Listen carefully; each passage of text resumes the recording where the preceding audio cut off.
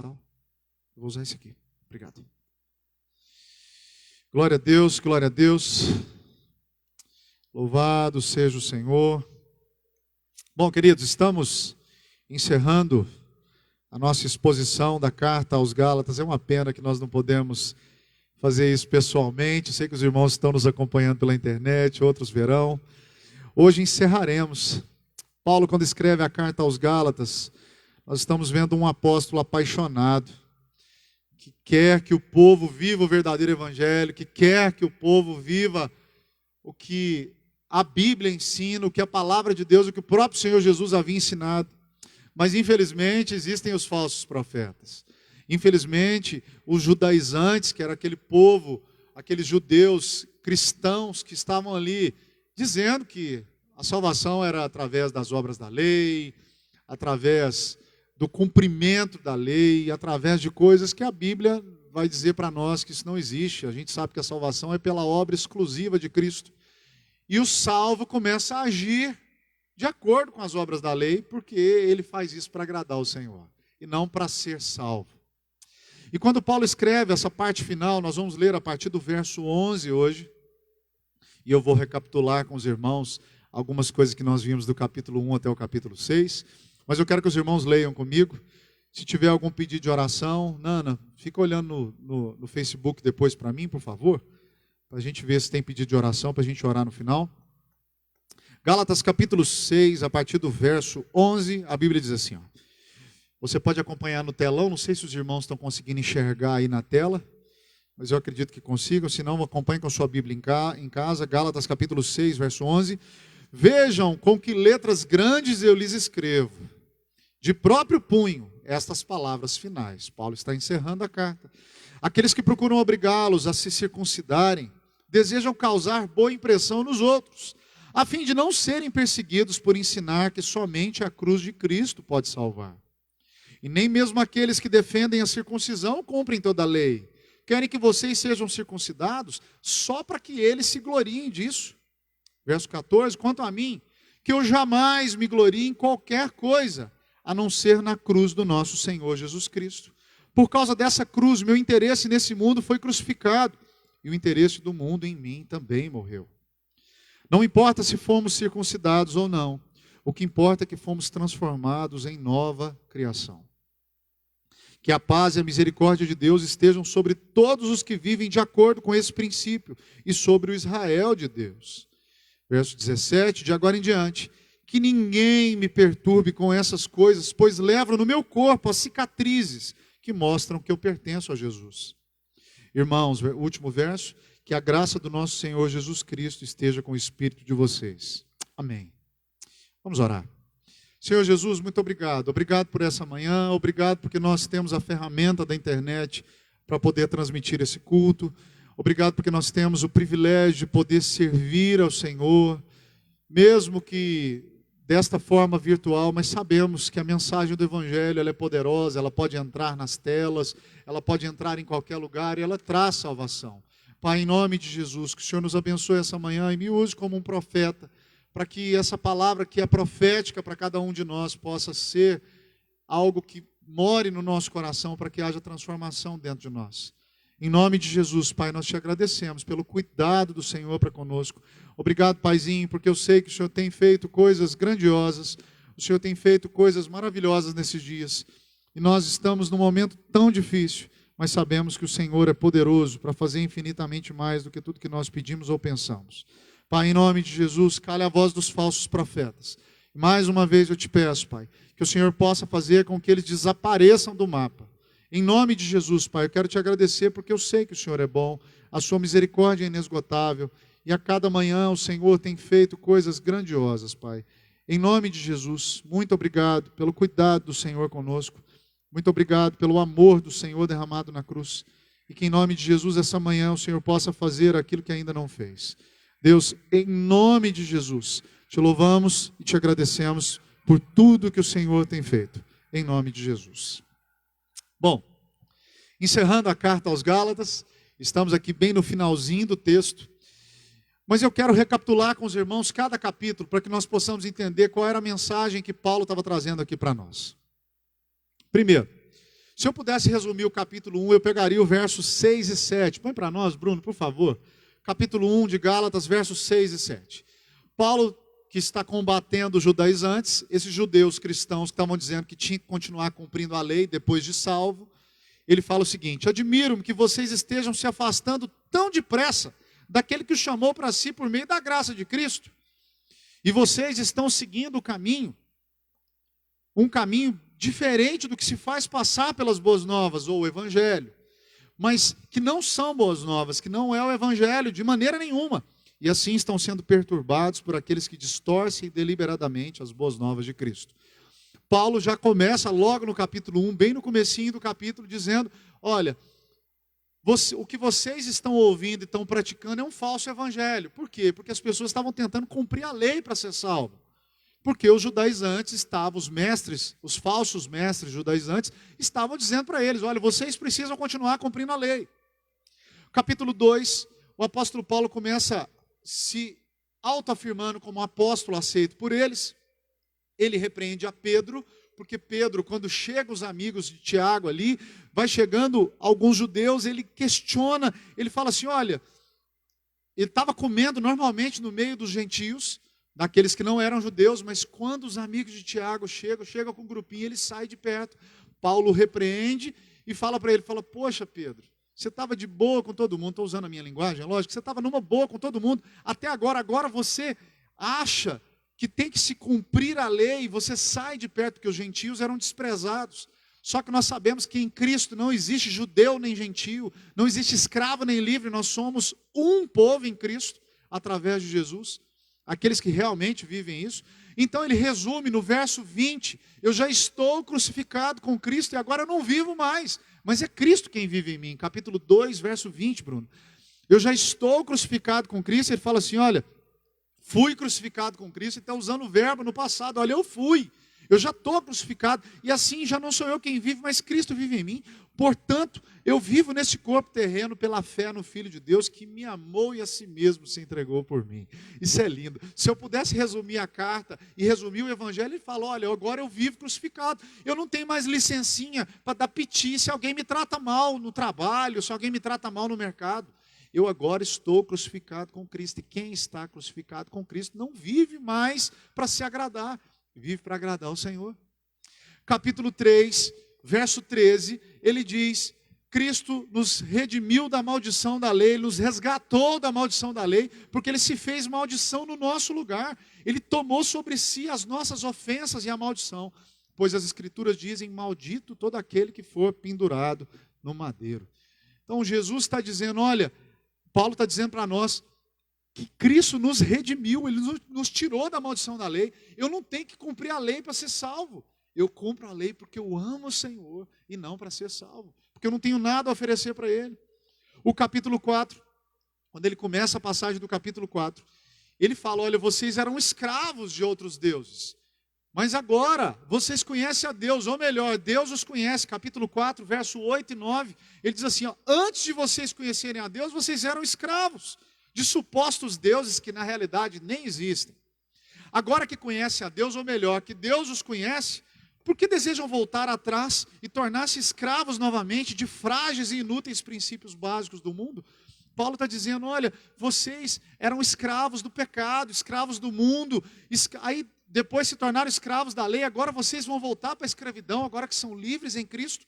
Para que voltar para a escravidão? Então o apóstolo Paulo está dizendo isso para nós, e isso nos faz pensar: como que eu vou voltar para o mundo? Como que eu vou voltar para as coisas que não agradam o Senhor, se o meu Senhor me libertou e me fez livre?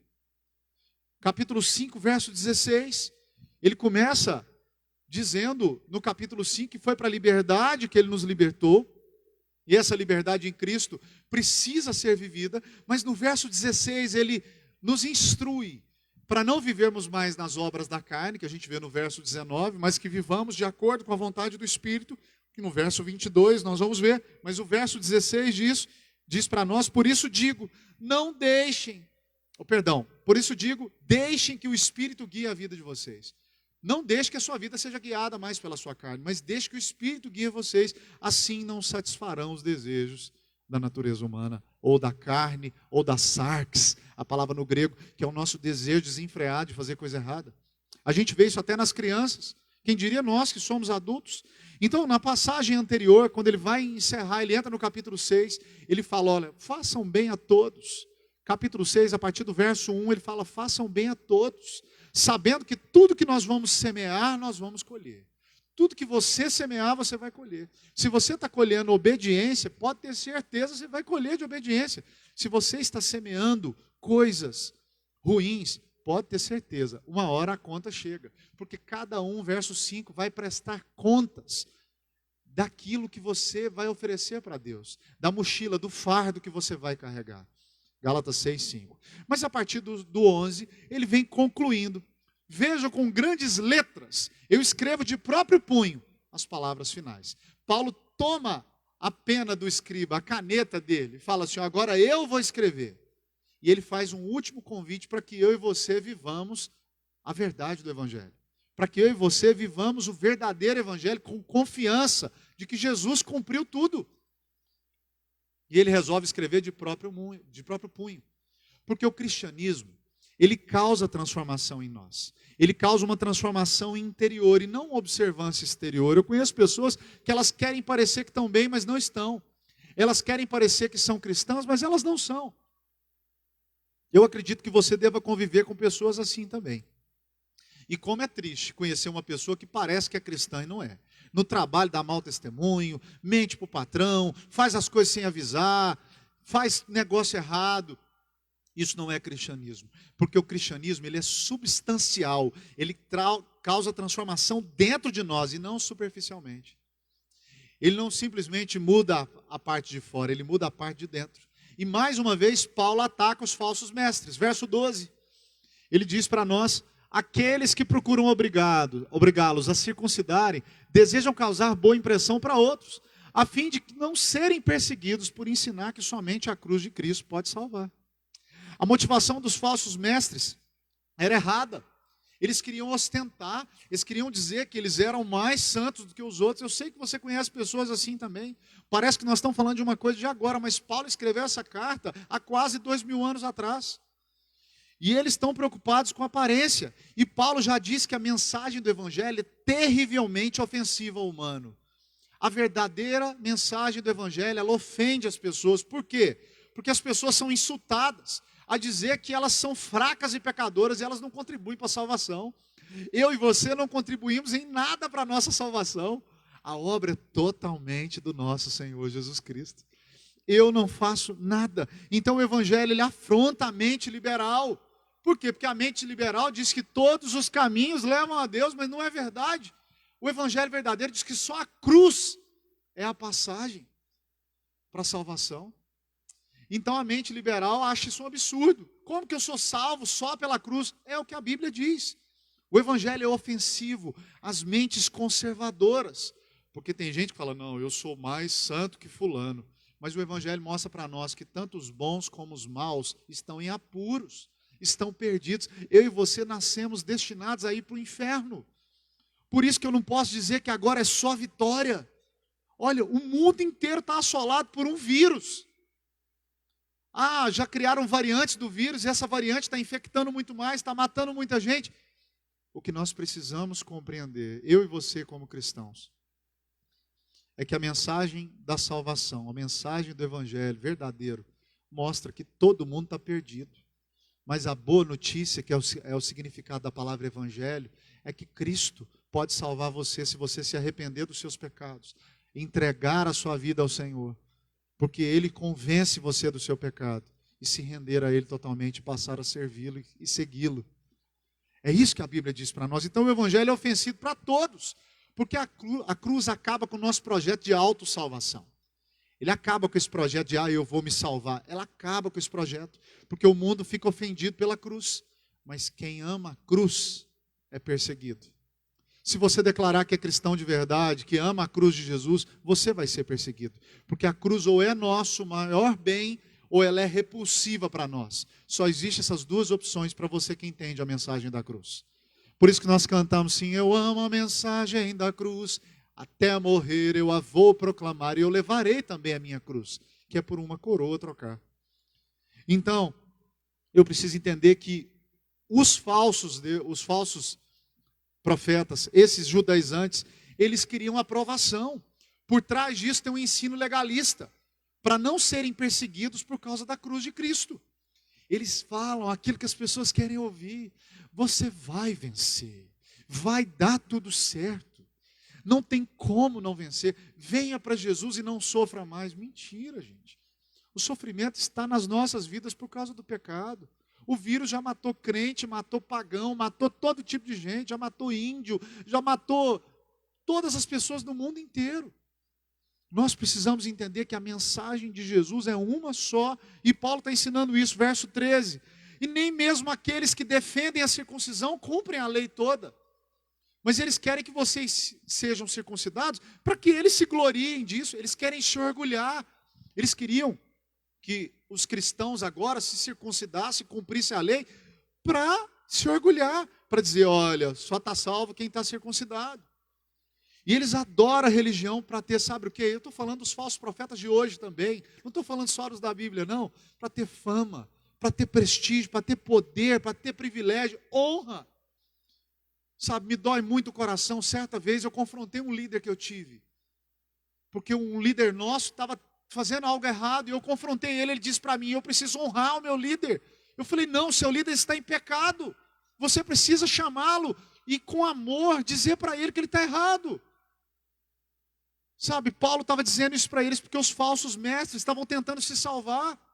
Quantas pessoas hoje ensinam que você pode alcançar a sua salvação? Na sua força não consegue. Nós não temos poder para isso. Os falsos mestres ofereciam uma religião de aparência, a circuncisão e as leis cerimoniais. Tudo de aparência, fé de aparência. Em vez de transformação interior do coração, motivação, caráter, o evangelho acontece de dentro para fora. A transformação do interior leva a uma nova motivação, um novo comportamento. É isso que o evangelho causa em nós. Os falsos mestres agem de fora para fora, que todo mundo pense que eu estou bem. Eu não quero que as pessoas pensem que eu estou bem se eu não estiver bem. Mas os falsos mestres querem isso. Querem ludibriar você, querem que você ache coisas que na realidade não são verdade.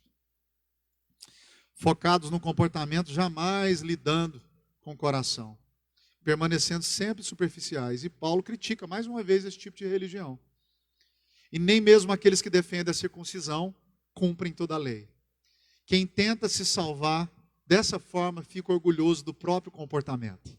Tem gente que fica tentando se salvar. Não, a partir de agora eu consigo. Estava conversando isso com o Elton ontem. Que uma pessoa outro dia procurou, falou, eu preciso de ajuda. Mas a pessoa não quer. Quando a pessoa não quer, não adianta. E muitos se auto-parabenizam. Ah, eu estou frequentando uma igreja, quer dizer que eu tenho um lugar reservado no céu. Não é assim que funciona, não. As pessoas se parabenizam disso. Mas se você conhece o verdadeiro evangelho, você não se orgulha como os falsos mestres.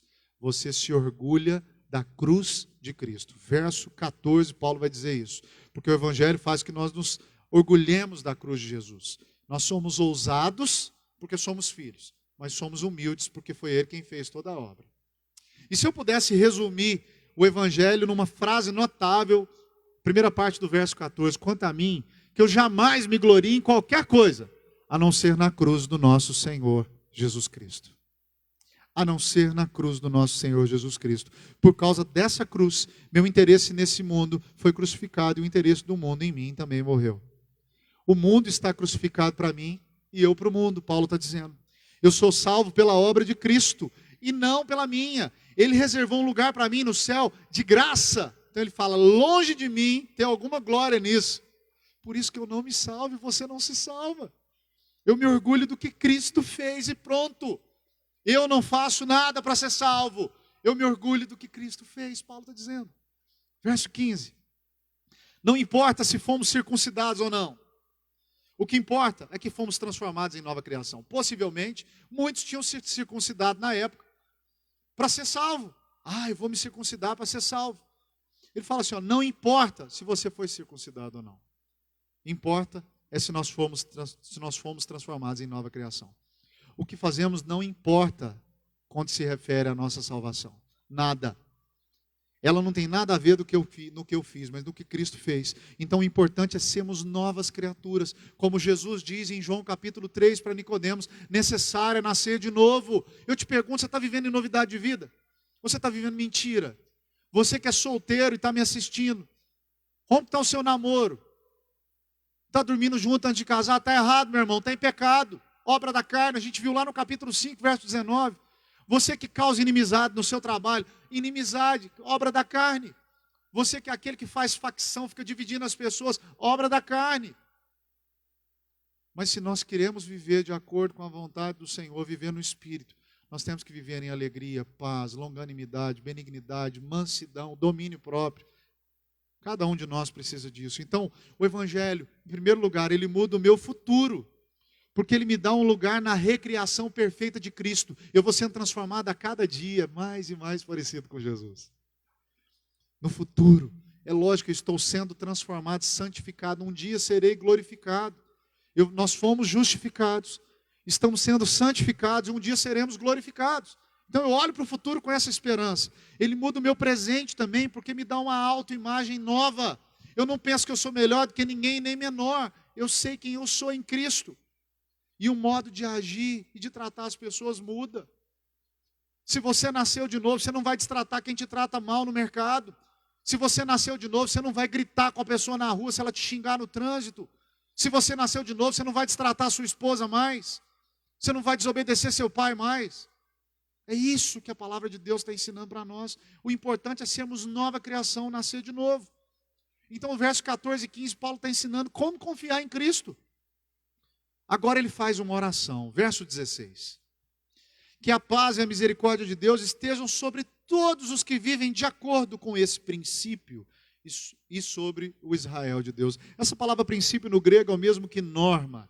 De acordo com esse princípio ou norma. Quem estabelece o Evangelho de Cristo como norma de vida vai encontrar paz e misericórdia. Eu sei que a coisa que você mais quer hoje é paz para viver.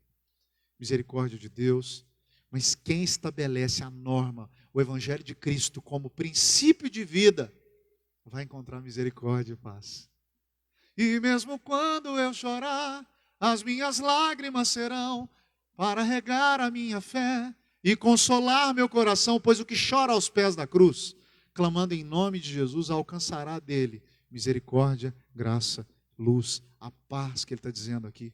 Você vai encontrar aos pés do Senhor. Por isso que você tem que fazer o que 1 João 1,19 diz, 1,9. 1 João 1,9. Se confessarmos os nossos pecados, Ele é fiel e justo para nos perdoar de todo pecado e nos purificar de toda injustiça. Nós temos que viver assim. E assim será Israel de Deus, membro do Israel de Deus, herdeiro das promessas que Deus fez para Abraão, através de Cristo. E ele conclui, verso 17, de agora em diante, que ninguém me perturbe com essas coisas, pois levo em meu corpo as cicatrizes que mostram que eu pertenço a Jesus. Eu trago no meu corpo as marcas do sofrimento de Jesus, Paulo diz. Que sofrimento é esse? Provavelmente as cicatrizes das torturas, das prisões, das surras que ele recebeu por causa de Jesus. Paulo recebeu isso, mas os falsos profetas não. Os falsos mestres não, porque eles pregam aquilo que você quer ouvir. Eles pregam para você o que é bonitinho. Essa semana uma pessoa citou um negócio e pôs o nome de uma pessoa embaixo. Eu falei, não, isso quem diz é a Bíblia. Porque a Bíblia diz para nós as respostas que nós precisamos. Só que os falsos profetas, eles querem trazer a glória para eles. Eles assinam embaixo em coisas que não foram eles que escreveram, que não foram eles que falaram. Eles põem o nome deles em frases que não são deles. Os falsos profetas querem honra, querem prestígio, querem riqueza.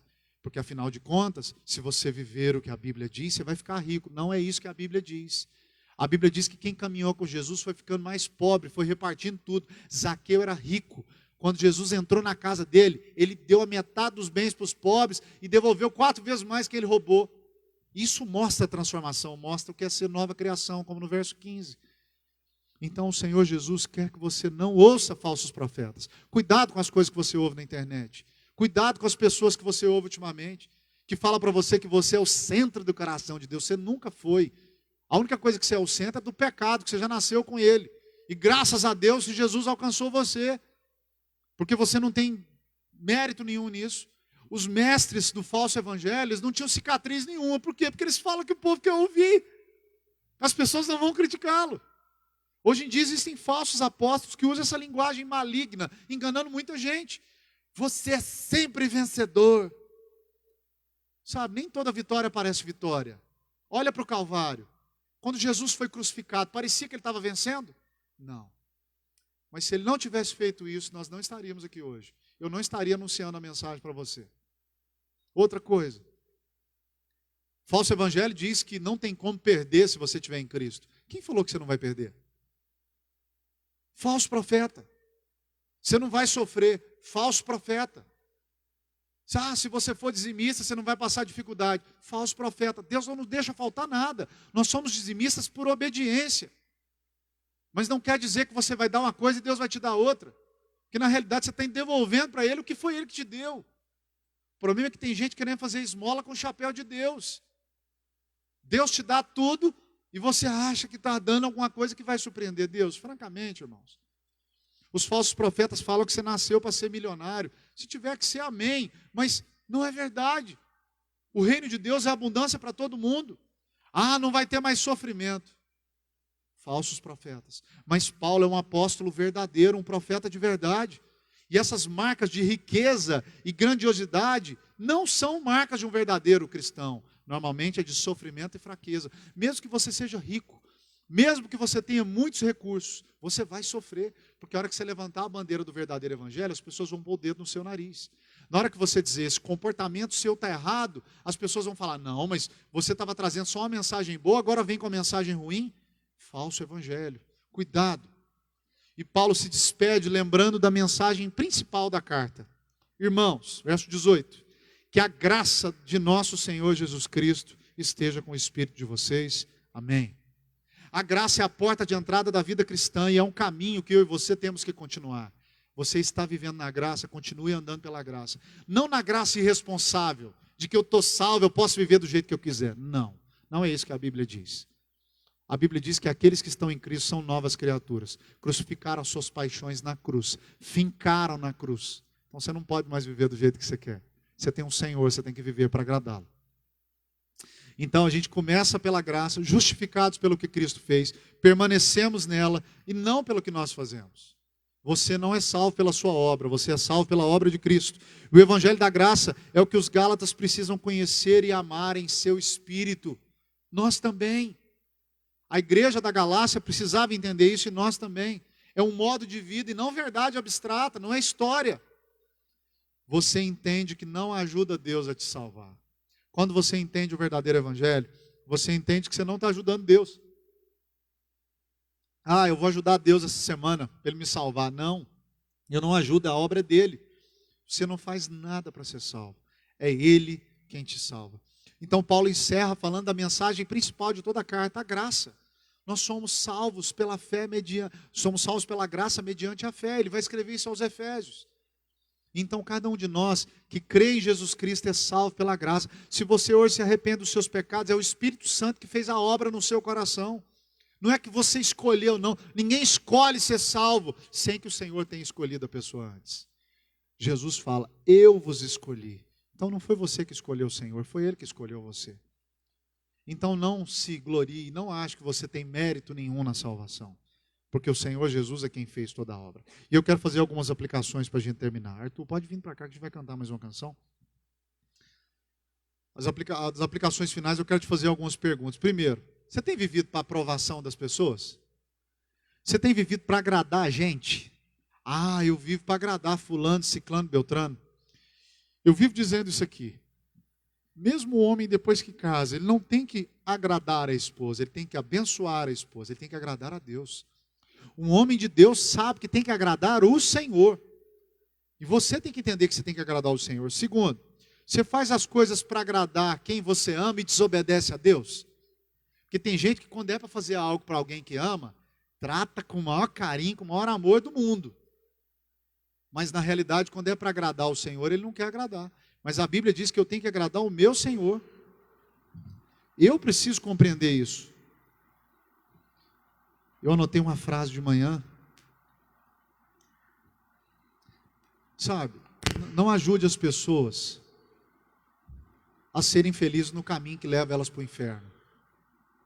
Você talvez está batendo palminha para o seu parente que está fazendo coisa errada, porque você não quer perdê-lo.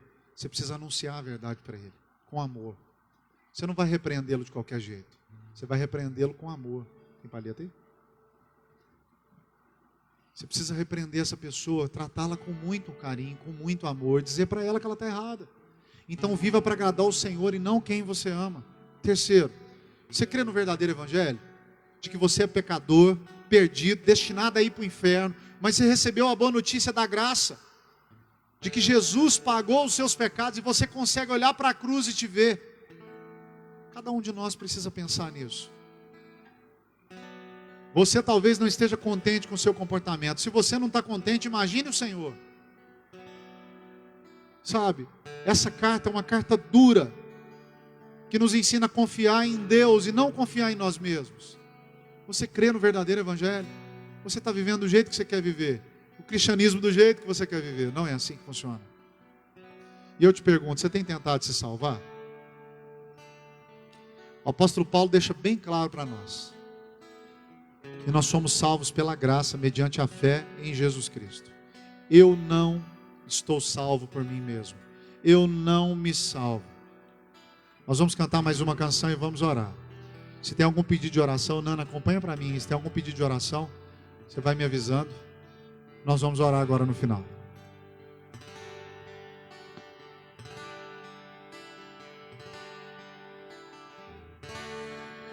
Tu és tudo que eu tenho, és tudo que eu preciso.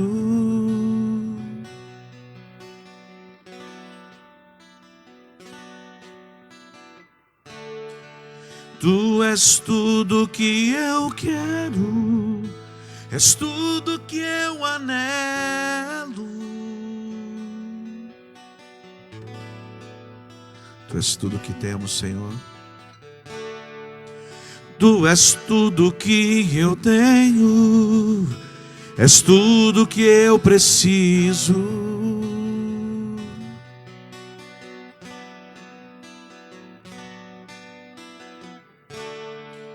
Tu és tudo que eu quero, és tudo que eu anelo.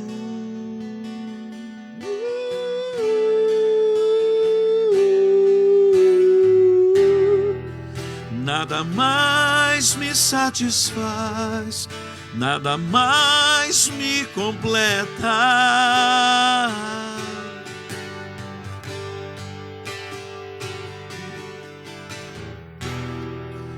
Nada mais me satisfaz, nada mais me completa.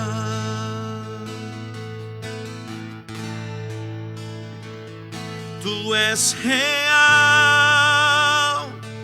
tu és real, tu és real,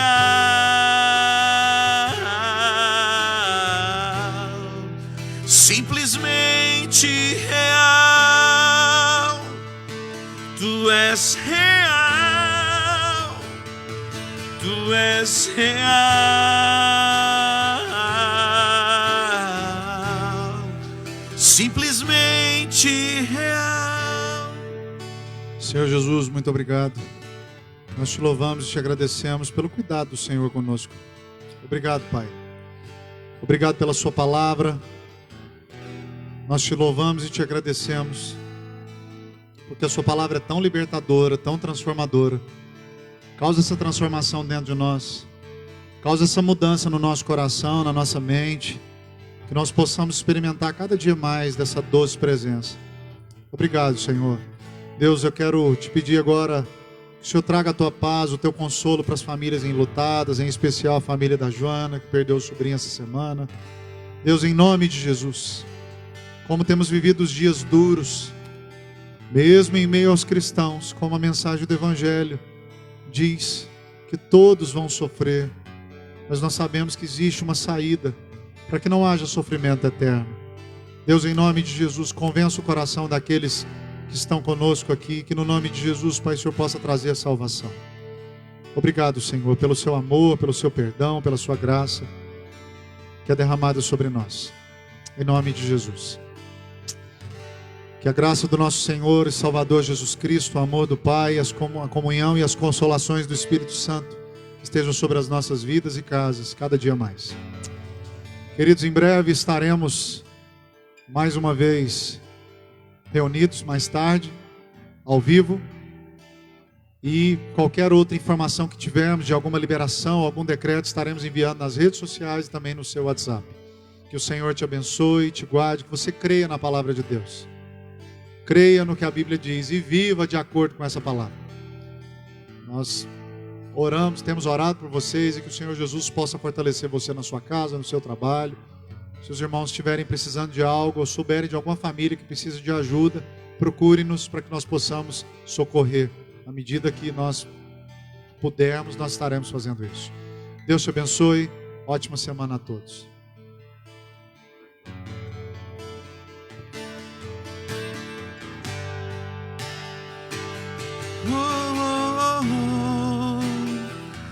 Tu és real, tu és real, tu és real,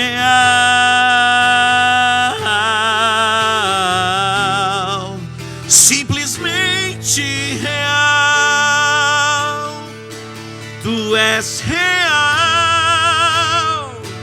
tu és real.